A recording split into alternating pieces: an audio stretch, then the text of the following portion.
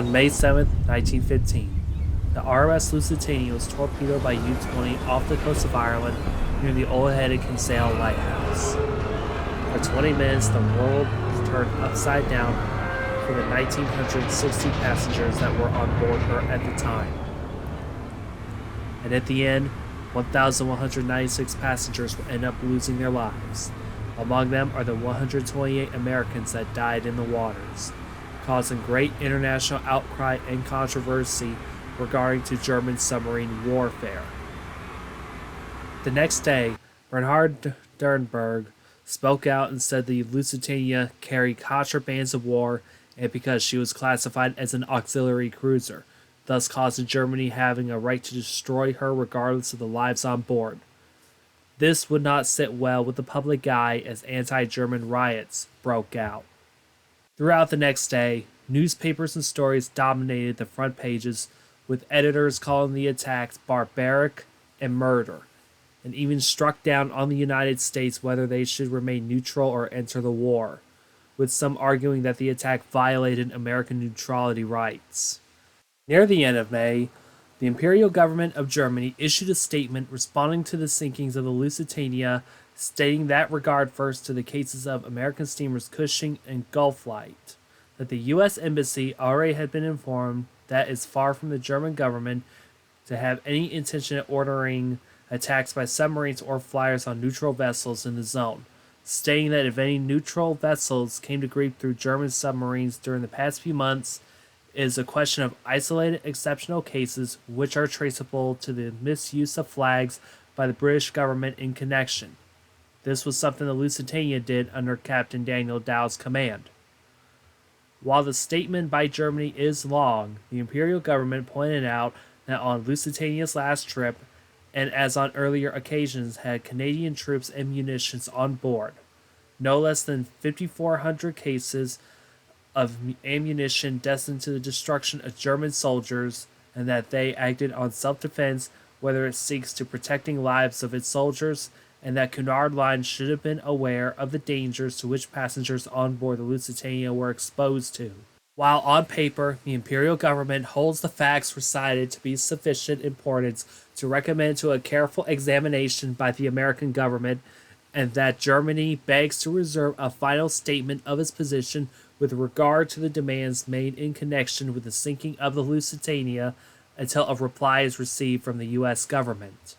Now, the first reason of why Germany sank the Lusitania was due to the warning leading up to the sinking. Now, everyone that actually did sail on the ship knew they were going into, and Germany is not held accountable of their actions. Now, Lusitania was actually indeed classified as a military vessel, and the ship was armed and carrying munitions. While yes, the Lusitania was classified as a military vessel, since the ship was classified as an armed merchant cruiser. Keep that in mind though, armed merchant cruiser. But it didn't carry any visible weapons that you would see on the deck. To which the first claim of the Lusitania actually being armed contradicts, but the second claim of the Lusitania was classified as a military vessel is actually very confirmed in their eyes.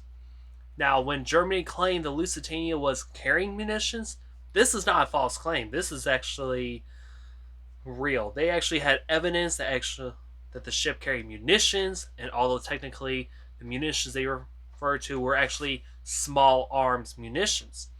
On the cargo manifest that I actually linked a couple of episodes ago, and of course down in the description box below, the ship carried rifle cartridges, small fuses, explosive fuses, etc. The German embassy in the United States saw this and actually used this claim to back up U-20's justification about why they sunk the Lusitania. If you look at cruiser rules, a ship like the Lusitania weren't allowed to carry munitions, and when they said the ship wasn't carrying munitions they described, they were actually much more the high-grade explosives in this nature. In basic context, things could be used in major weapons of war like artillery cannons, tanks, etc. And technically speaking, if Lusitania were only to be carrying these, it wouldn't violate cruiser rules. But the controversy actually did come to play as unofficially, Lusitania was carrying high-grade military equipment that would be classified as illegal under cruiser rules. Unofficially, keep in mind of this word unofficially, the Lusitania carried 46 tons of aluminum powder, which is used for high-grade explosives, 50 cases of bronze powder, and a very large quantity of gun cotton. And none of these actually existed on the ship's manifesto, and had it been public knowledge, it would not be good for the Lusitania's case. Now, the fact that Lusitania actually did carry small arms munitions, it's well known. Anybody could look that up, especially online, especially in the links that I put down in the description box below. But some of the most secret stuff was only known in the United Kingdom, and no one knew that the Lusitania was carrying high-grade explosives. Nothing quelled the anger against Germany, as it made the anger worse. President Woodrow Wilson was furious, as he thought it would bring the United States into war. Videos and photos of the aftermath of the Lusitania were surfacing around the Allies that showed how horrible the disaster was, and the anger towards Germany grew rapidly. As the Admiralty noticed the anger growing, they made propaganda film and posters to try to entice the public to join in for the war effort, to which depicts the victims and wordings such as "Avenge your fellow Irishmen," to which the British try to capitalize the sinking to their advantage. In 1918, a 12-minute silent film by cartoonist Winsor McRae was published called "The Sinking of the Lusitania," recreating the accounts of the sinking of the famed ship. And just like the public, McRae was outraged at the event, but also his employer, William Randolph Hearst, tried to downplay the event as he opposed the United States entering the war, citing that he was a proponent of American isolationism and believes the U.S. should avoid involvement in European national conflicts. And he also held anti-British sentiments, thus supporting the Irish independence and criticizing British censorship during the war. He would also be critical of Allied actions and sympathy for Germany, thus he criticized the British blockades and Germany's submarine warfare, but he would also publish pro-German content for his papers, to which he faced accusations of pro-German bias and tried to influence the U.S. foreign policy in favor of Germany. British and French governments caught wind of this and responded by restricting Hearst's international news service. McRae was required to illustrate anti-war and anti-British editorial cartoons for Hearst's papers, but in 1916 he rebelled against his employer's stance and worked on sinking of the Lusitania on his own time and money. 1 month after the sinking of the Lusitania, the inquiries is now finally starting. The inquiry will call up Captain Turner, several members of his crew, passengers who survived the sinking of the Lusitania, the British Admiralty, to discuss everything that happened. The reason why to hold this inquiry was to find out who was at fault for the sinking of the RMS Lusitania. And while it is true, though, it is common knowledge that the Germans did it by firing the torpedo. But basically there were any faults, such as from the British government, the crew, or Captain Turner. And they didn't want to see what could have been done differently to help protect and safeguard Lusitania, and see if Captain Turner and the crew made any mistakes. Maybe this disaster would have never happened. The man commissioning the inquiry is a man by the name of Lord Mersey. This name sounds familiar, as he was the commissioner and head of both the Titanic and Empress of Ireland disaster inquiries. On June 15, 1915, at the Westminster Central Hall, Lord Mersey, along with 4 Admiralty assessors, were with him. Now, during the inquiries, Lord Mersey noticed something odd, that everything did not seem into the inquiry of the sinking of the Lusitania. The first issue was there were only 46 witnesses who were called to testify about the sinking of the Lusitania, and their testimony could be helpful to find out what happened. Lord Mersey went to the British Admiralty and asked why 46 witnesses, and they just don't even bother. They just blew them off and didn't answer. Now, these inquiries were actually public, so people can actually come in to watch, kind of like the Titanic inquiries. There was actually a session that was actually held private and behind closed doors. Now, during these sessions, the British Admiralty did something odd and went after Captain Turner for being incompetent and ignored their orders. Now, Captain Turner had every reason to do what he did, and when Turner said what he did, they ignored him and they did not want to hear what he did. What else was actually odd that people were talking about, that there were only one torpedo that was actually responsible for the sinking, and for those that came in and testified were only selected to say 2 or 3 torpedoes sunk the ship. It's likely they were hiding the fact that only one torpedo sunk the Lusitania, and Lord Mersey had no idea what's going on. More time went by, and Lord Mersey was starting to suspect there was foul play, as he started to suspect that the British Admiralty was trying to cover something up when they went after Captain Turner. Eventually, the Admiralty wasn't going anywhere with Lord Mersey when they were going after Turner. It came to the point that the Admiralty came after Turner with some so-called evidence, which were documents and messages that they claimed they sent to ships that U-boats were in the area where Lusitania sailed through. The thing is that these messages were never sent to any ships, as they never existed, and as it turns out, Lord Mersey investigated into these documents that were being used against Turner. And depending on if this session was in private or public, the Admiralty were out for Captain Turner, and once Lord Mersey realized what the Admiralty was doing, he started being critical towards them. Evidence piled up that the British Admiralty were trying to cover something up, but what were they covering up? Now, the first thing that was covered up was in fact the Lusitania was carrying munitions on board. Now, by only letting people testify to say that they thought they saw 2 or 3 torpedoes fire upon the Lusitania, but not as one as we thought. Now, even Turner himself knew that 1 torpedo struck the ship, and after the inquiries, he said that 2 struck the Lusitania.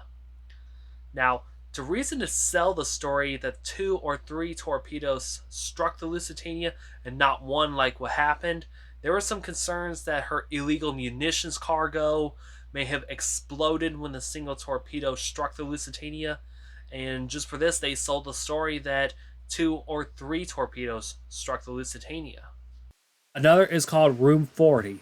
Room 40 is a top secret organization by the British Admiralty that gave intercepts from the German radio station over at Nauen near Berlin. Germany would use the Marconi system, and just like all the ships that do in the past, but Germany tends to encode all of their messages into codes, and Room 40 would decipher the codes and read every messages that sub-readings were sent out. Germany never found out about this, as the Admiralty wanted to blame Turner for the sinking and keep Room 40 under wraps and keep the attention away from Room 40. Now, I'm no conspiracy theorist myself, but here's a real conspiracy theory. Now, even though it is actually not admitted, the British Admiralty knew U-20 was in the same area that the Lusitania sailed through, and they were keeping tracks of U-20 and picked up their wireless transmissions.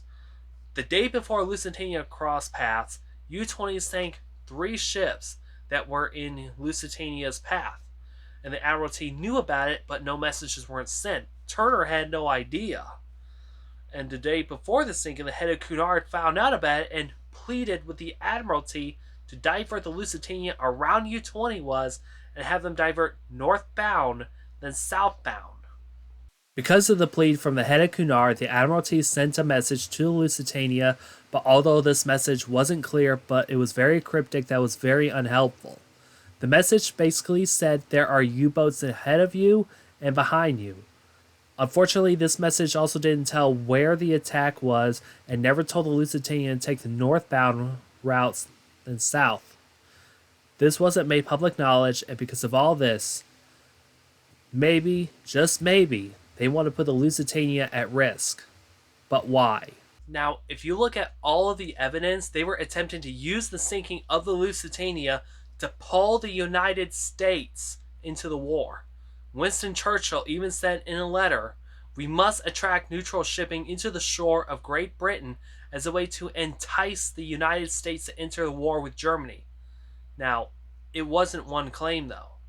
The biggest piece of evidence of why the British Admiralty did not send out a destroyer escort to the Lusitania, people can talk about this. The Lusitania was supposed to be protected by the Navy as it approached the United Kingdom coastline, and when asked if they would send out an escort to the Lusitania, it was actually shrugged off to say, well, we can't protect every ship there is, we just don't have the resources for it. Now, this one is very contradicting, though. Queenstown is the home of the British Admiralty headquarters, and there were ships docked there, especially the HMS Juno.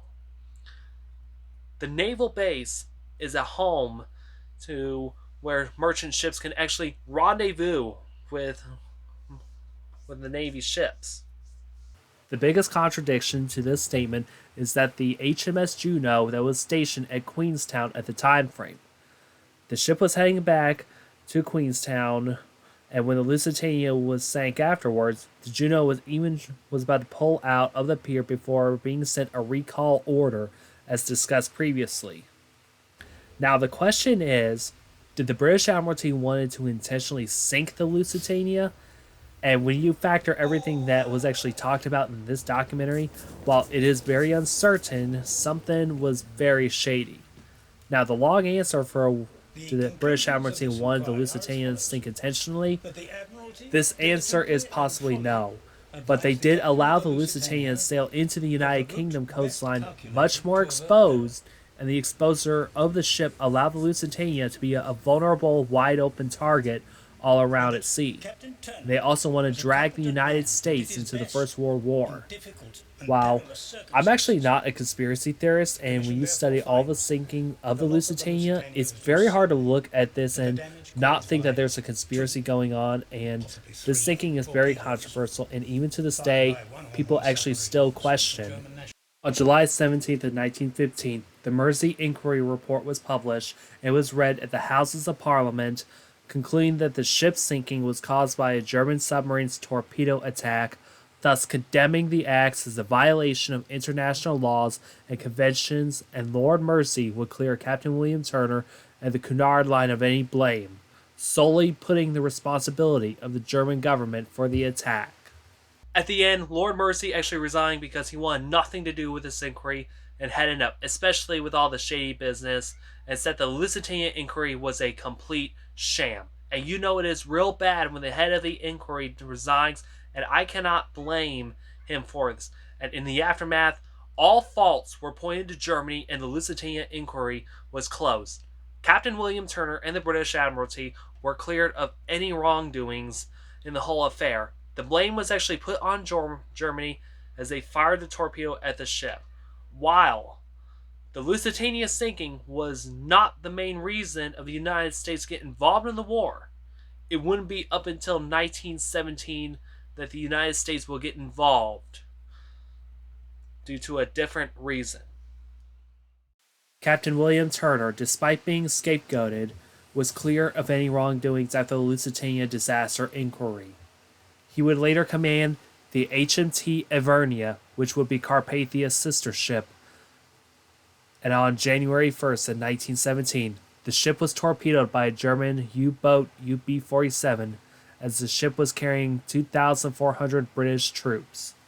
Captain Turner would stay on the ship until all on board departed in lifeboats.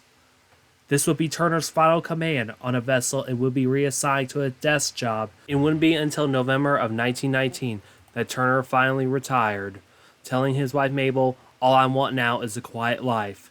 And it was at this time that he was awarded the OBE at the behest of the chairman of the Cunard Line. And he died due to intestinal cancer on June 23rd of 1933.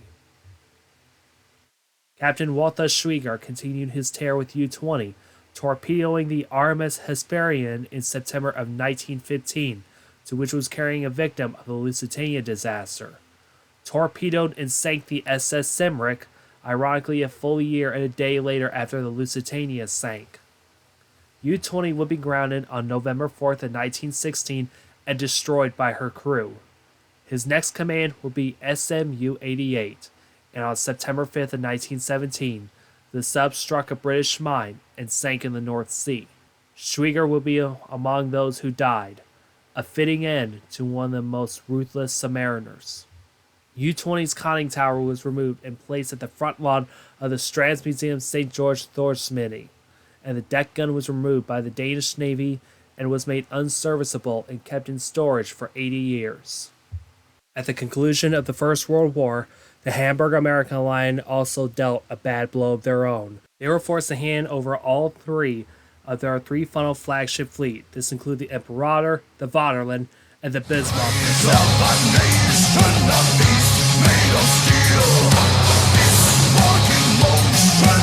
No, not that Bismarck, the other one, to which she was incomplete at the time and she was undergoing her fitting out process.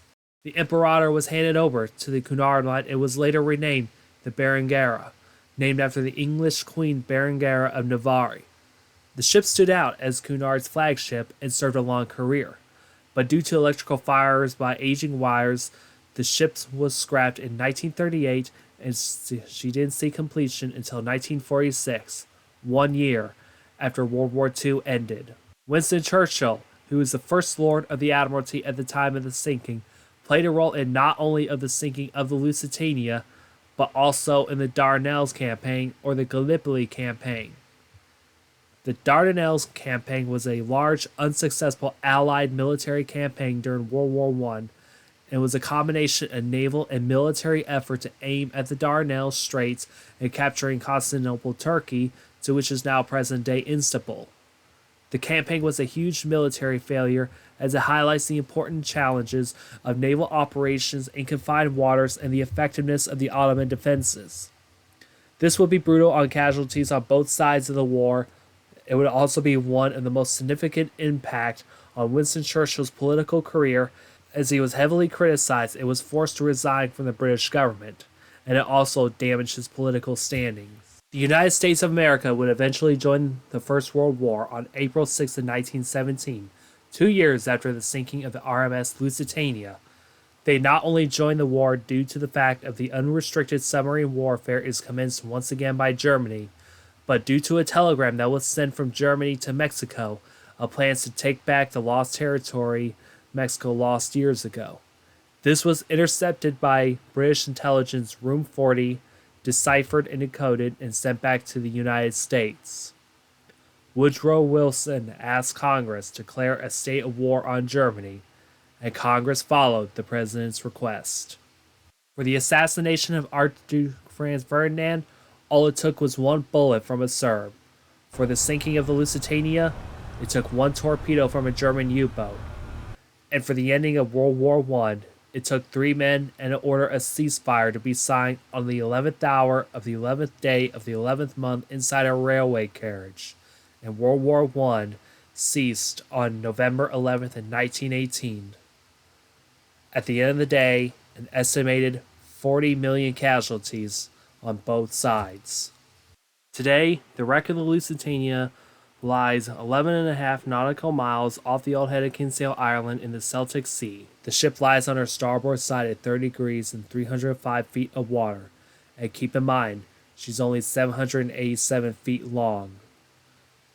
She was discovered on October 6 of 1935 during a Glasgow-based expedition as the Argonaut Corporate Ltd.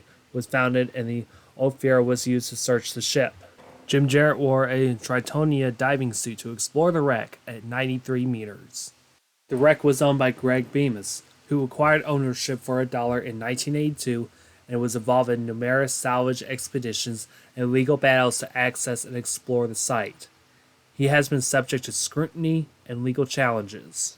Lusitania is at the threat of collapsing onto her starboard side and is in poor and neglectful condition.